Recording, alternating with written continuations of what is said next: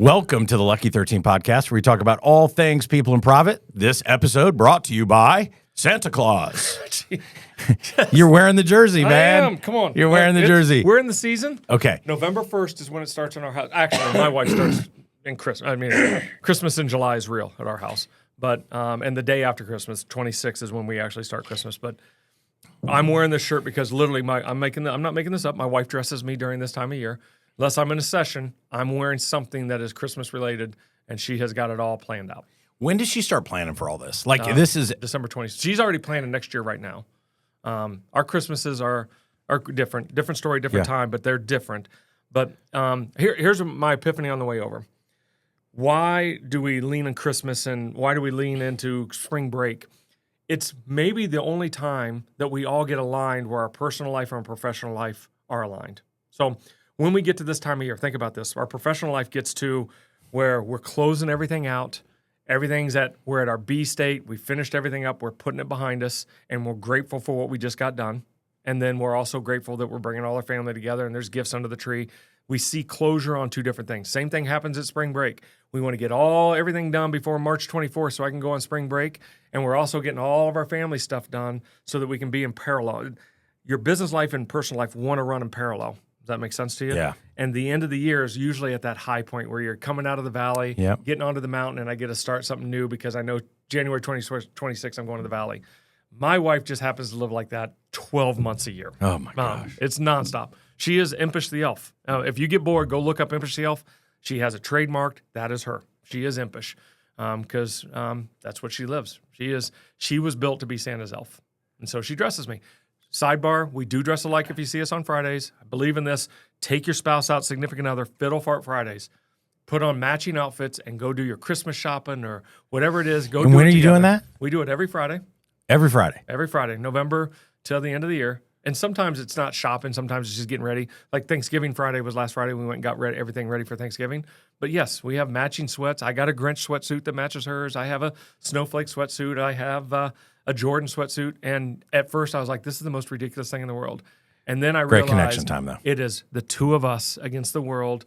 It's all about it. We're just honing in, and everything we're doing is making decisions for the family. We're getting our parallel lines aligned. Does that make sense? Yeah. And so today she's got I think her shirt is a Christmas Santa Claus that says something about Christmas vacation, and I have a Santa Claus shirt on. So I think this podcast is mainly about business, but I think it's just really great that's alignment, core values alignment, all those types of things. It's 100% clarity, 100% alignment. Yeah. And I talk about that in meetings. We obsess over those. This is where I probably learned it from my wife, how much she obsesses on how clear we are on what the Christmas season means to the family and how aligned we are on that there's nothing else going to distract us from what we're doing here. And if you can take that same thing and apply it to the 8 to 10 hours you work in the work business each day, man, you just find out you're not having to put on different hats. Yeah. You're just, I'm Santa Claus today. Yeah.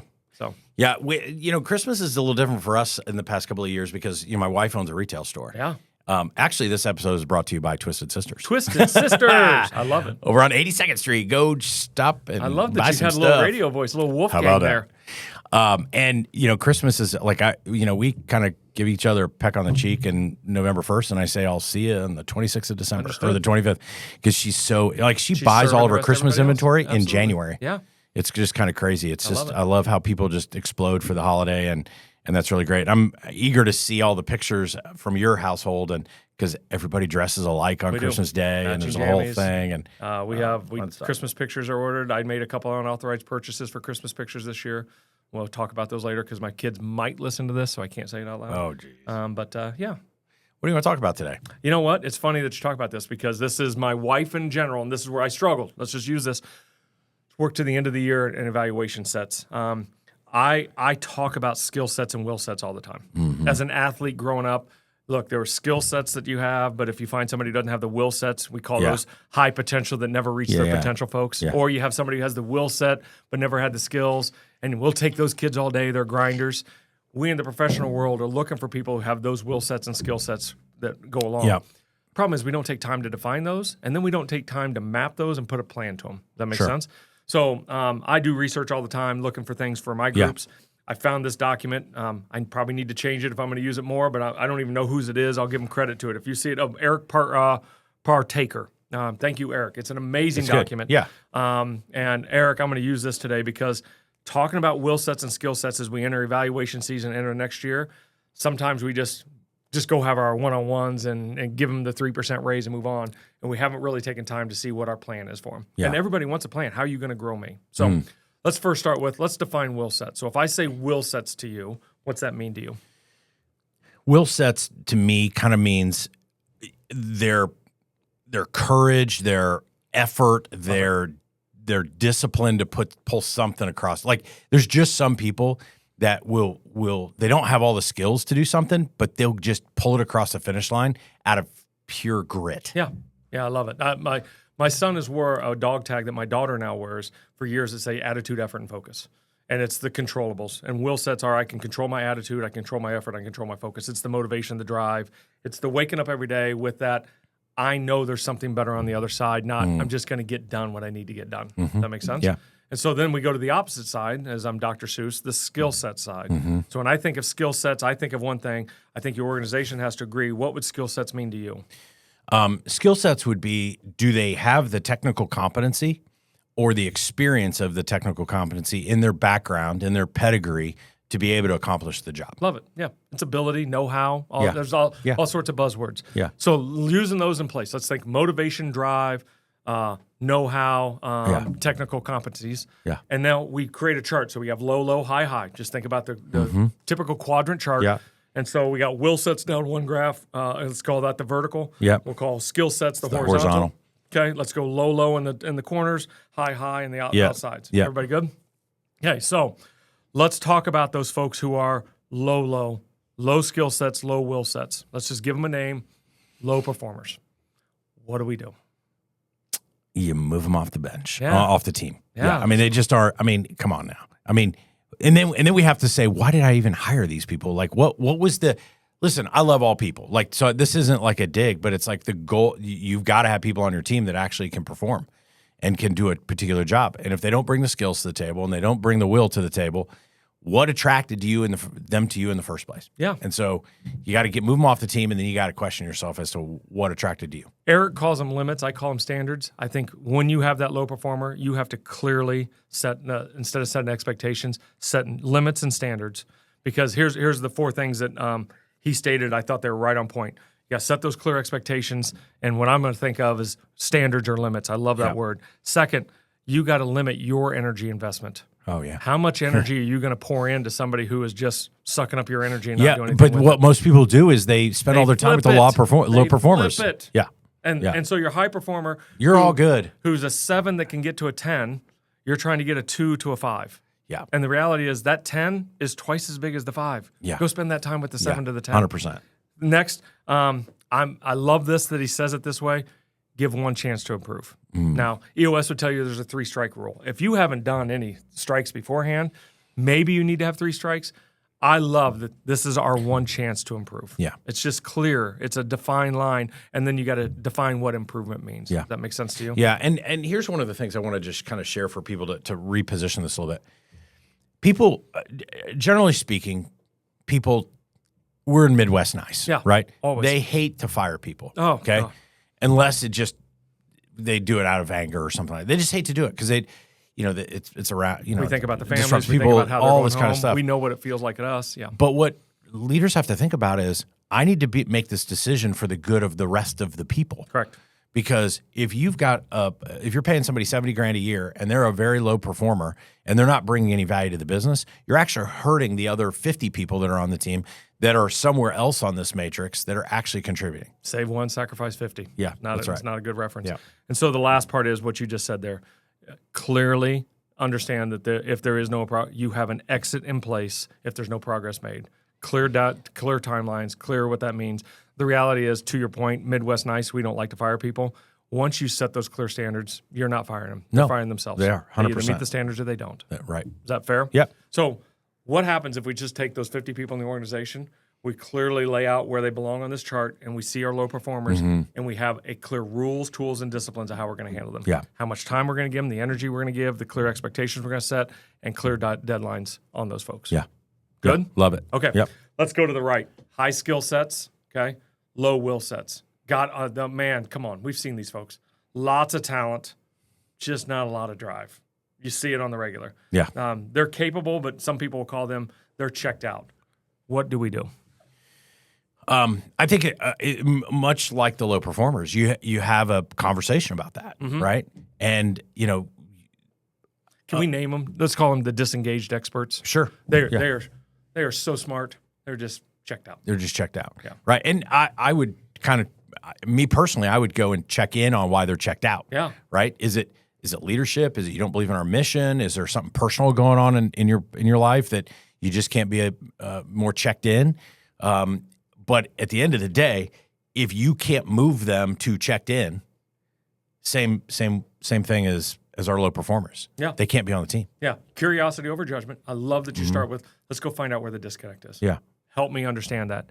But then the second step of that is, once you understand that, I think it's willing to us, especially with the expert, let's try to get them re-engaged. Sure, 100%. Reconnect to the. So I call that's the purpose talk. Let's get back on a purpose, because obviously right now your brains and your skill sets aren't matching, or will sets aren't matching. Let's get a purpose talk back in place. Does that make sense? Yeah, I would say though, 100%. If you used to see it, yeah, like there are just some people we know people like this, absolutely. Or even in our background in athletic. I didn't play athletic. Yeah. I mean, you were the star, but I was just I wore the water short boy. shorts.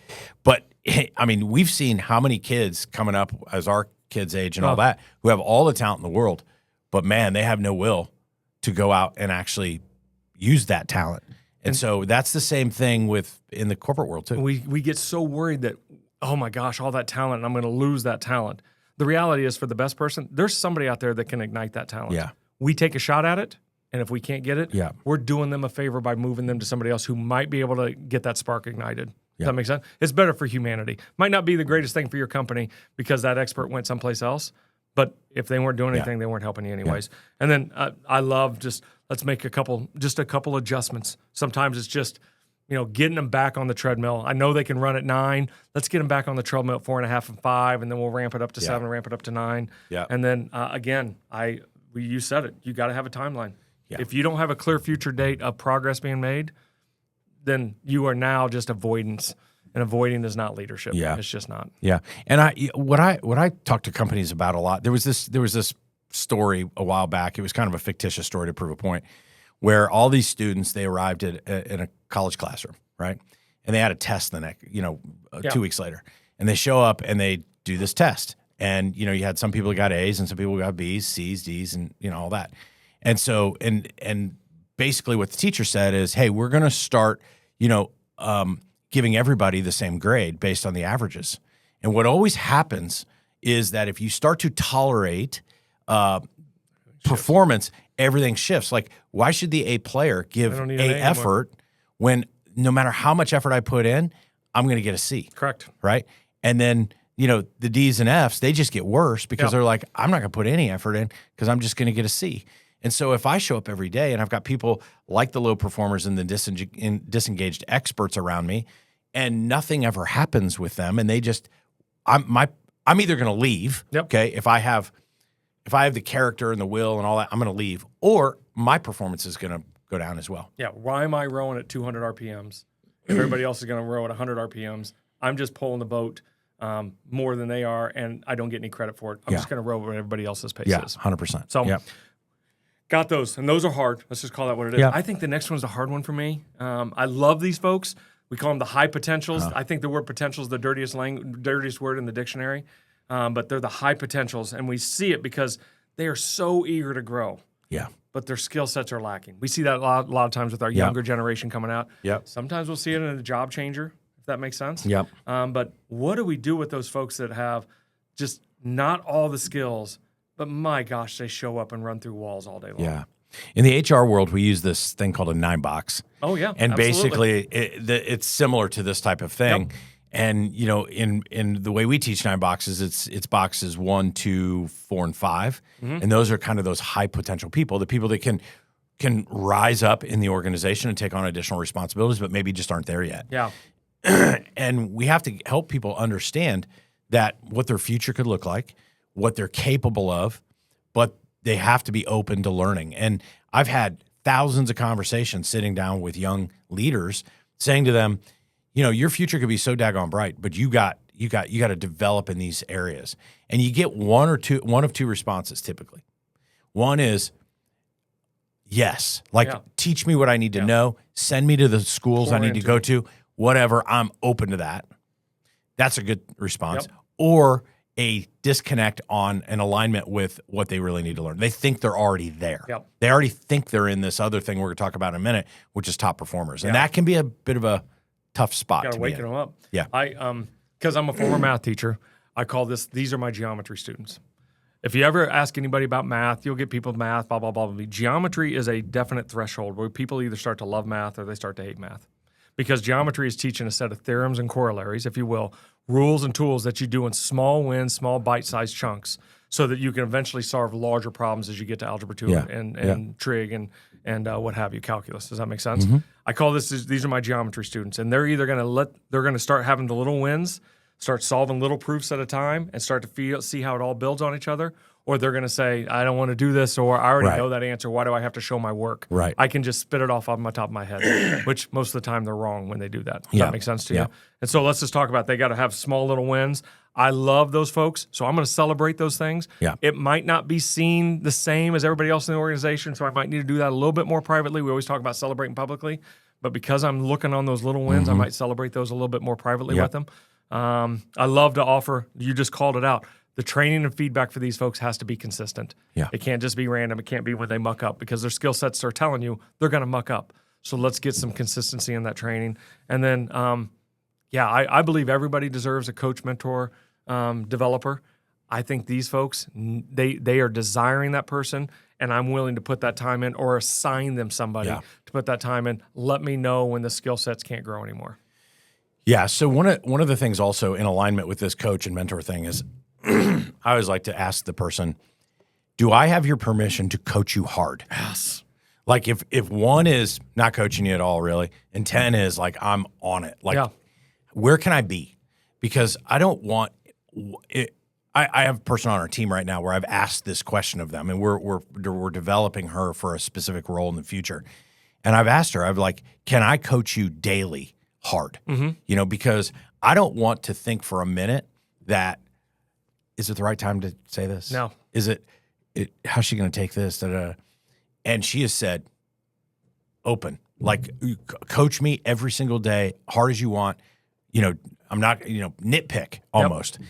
And I don't want to do that. I want it to be all developmental. But you need a permission slip. But I wanted a permission slip, and I got it. And what it says for her is, he's not yelling at me. He's not managing me. He's 100%. Coaching me. That's right. And it keeps you from having to change hats all the time. Yeah. It's that, hey, I permission to coach you, and I'm going to coach you hard, and it's going to be on the regular. Yeah. By the way, you're a math major. Do you know what 3 to the third is? Yeah, 27. Okay. So do I. On that. Yeah, we'll get there. That Throwback to a few episodes ago. IU education they don't spend so much time in math. It's the Purdue or the engineers. So but we are 11-0, and we're heading to the my gosh. Boiler Nation. My God. What do you think the over-under real quick? I think the spread's like 35 can or we something. Pause? Where would you put the Boiler football team on this, and where would you put the IU football team on this?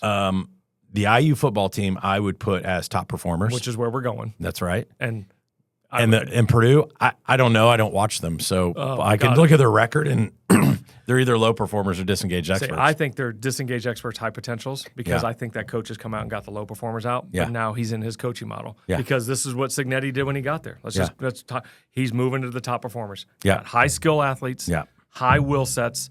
Now we got to funnel that and get that driven in the right direction. They deliver. They want to go, but you got to stretch them. Yeah, the complacency is their enemy, if that makes sense to you. So as you think about those top performers, I always think about them a little bit different. Give me some things that we should do with them. Well, one of the things that he highlights in this matrix that I love is you got to have high standards. Like, I mean, when I think that's not this isn't a football podcast, but I think that's what Coach Signetti, he came in very first day he was on campus. Basically, he went in front of the entire basketball team and nation. And basically said that he was going to go and win a national championship. Or then he went on. It was that the week he got hired, he went on Big Ten Network or whatever at the Big Ten championship. And they're like, Coach, why are you here? And he goes, well, I want to see what it was like because we're going to be here in the next 2 years. And probably every IU fan in the world was like, he's full of crap. That dude right? is puff, puff, yeah. give. And we're one win away from doing it. Yep. So I think you've got to raise the standards, and you got to say, you either raise your standard to where this is, or maybe this isn't a place for you. T-shirt I still want. Standards have raised on the back, up yours. HR person probably don't think that's a good fit. That's all right. This isn't an HR show. Thank God. Whew. So let's talk about them. And I'm going to challenge Eric a little bit on this. He says you got to give ownership to them. I believe you got to give stewardship to them, and we've had that ownership, stewardship. Now, I want them to own the result. I want them to own the Big Ten championship, but I'm going to give them the steward of, you're the quarterback. I need you to live it this way, but the moment that you can't do it, I want you to have designed that somebody else can step in and fill those shoes. Yeah. You get hurt. I need somebody to be able to take that role. We can't just be dependent on that one quarterback. Does that make sense to you? 100%. So we got to give that stewardship. Yep. I think the other thing when you get high performers is that we got to start getting feedback from them. We got to create a two-way form of communication. There's a reason why they're there for their skill sets and will sets, and we need that input. It doesn't mean it's all worthy, and we got to let them know. Just because you give me input doesn't mean I'm going to do it. But I value that, and we got to let them know that there's a value to that. I've noticed sometimes too with high perform or top performers, sometimes they just don't naturally share their input. You know, they're just doing their thing, and right, and they're producing results. I find it in salespeople especially, right? We've got a few clients that salespeople that are just absolutely crushing it, and they just don't speak up. What are you saying in the room? What are you doing in that biz dev call? Why is your closing rate at 75 and everybody else is at 45? Yeah. What are you doing? Sometimes you find out there might be something that they shouldn't be doing when that happens, right? Yeah. And that's a coaching correction. But if there's a magic formula, if their macaroni and cheese is better than everybody else, let's find out what the ingredients are. Yeah. Nothing wrong with that. For sure. You said it already. Let's raise some expectations and raise it with them. Discover. I love that we've talked about the science of scaling. You said you can do $3 million in sales this year. Let's do it in 6 months.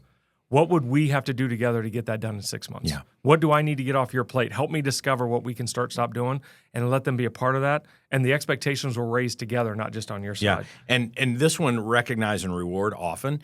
I think sometimes when you go and say, what would it look like to do $3 million in 6 months? And here's how we can both benefit from it, right? And through incentives or bonuses something back to the bucket list. Yeah. What do you and your family? You hit this number by June. What do you want to do on July 4th? Let's just go ahead and plan it right now because I know you're going to hit it. And I'll pay for it, right? Or whatever it is. Yeah. Love it. Yeah.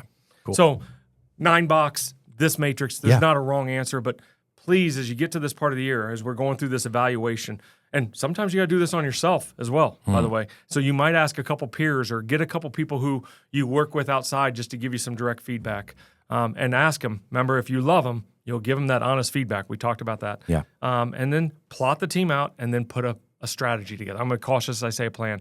Put a strategy together. Get the low performer strategy in place. Get your disengaged and high potentials. I have a strategy in place. And then remember, all the time that you don't spend with those top performers to give to everybody else, you got to think about what are those top performers thinking about because I'm promising you they're getting recruited. Yeah. Somebody's knocking on their door. Yeah, for sure. And so all of the last episode, this episode, really great things to put into place. We've got 5 weeks or so left in the year. Just take a half day. Take a half day, go through this, make it, you're working on budgets and you're working on plans for next year, but you got to think about the people side of it. And where are your Santa Claus stuff? And I'm going to say this out loud. You ready? Yeah. Go Hoosiers. I'm not on the bandwagon. I just love seeing a team that buys in. This is what this is about. Yeah. To me, they are the epitome of EOS in the sports world. 100%. Let's see what happens. Yeah, love it. Thanks for the support there. No worries. For the first time in our 15-year Write this friendship. down. We're done. Okay, bye. Bye.